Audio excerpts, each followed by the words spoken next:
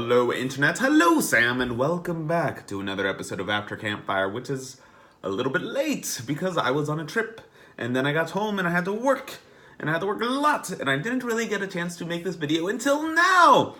So I'm making it now. And this video is going to be a little bit weird anyways, because Sam, your question for me was to play with the thing you got me for my birthday, which I know what it is, but I'll wait to surprise the people who watch this until I actually get it, but I don't actually have it yet, so I can't.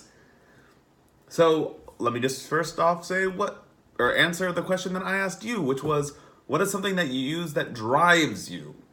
And and I excluded music, and your response was mostly, hey, don't exclude music. Music is my answer. I don't know. I was trying to get something different out of you, but I guess that's your answer. If it has to be, it has to be. But like I was saying in my last video, mine was pretty much like mostly visual media, so video games and TV shows and movies. They don't always inspire me and like push me, I don't know, like they don't always drive me in the way I was kind of describing in my last episode. But sometimes when they do, they really do. And like Gurren Lagann lately was like that, and like How to Train Your Dragon when I moved here, and How to Train Your Dragon 2, it like really pushed me forward. Kingsman, stuff like that, like can really inspire me if it just hits right at the right chord at the right time. Even if it doesn't seem like a very serious thing, it can just hit the right note in my brain. I'm like, wow, everything's different. I can be a better man. I will be a better man. I will move forward. Forgot to mute something.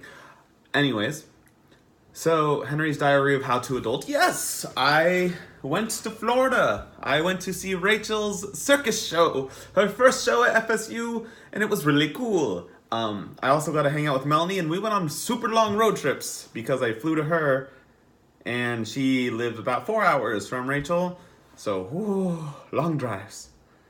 Yeah, but it was a lot of fun. And also, I saw a trapeze trick get caught that I didn't even know people did, which is a 1.5 to legs, or full twisting 1.5 to legs, which is when you do 1.5 flips this way all the way to your legs, but while you're doing that, you're twisting in the air, and it was super cool. And I really want to learn how to do that, except I'm not really the super into legs catches, so maybe that's not gonna happen. Maybe I'll do my double full. I don't know, I can catch a full, not a folded legs, or 1.5 the legs. Doesn't really matter.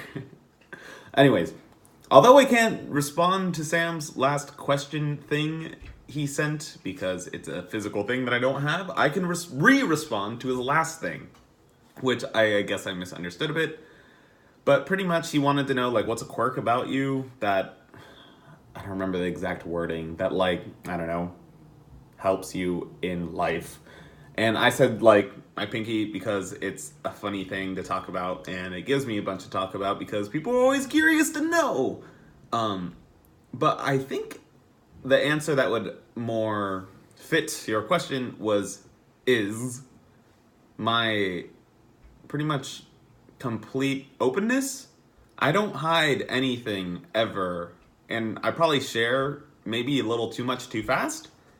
But sometimes when I'm talking to the right person, I get to know them really well, really fast. Like with my 4-hour drives with Melanie there and back, we got to know each other real well, real fast.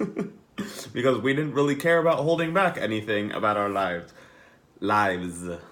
So yeah, I guess that would be mine.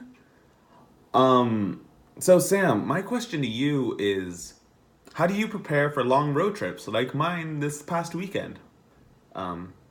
Yeah, I look forward to hearing your answer.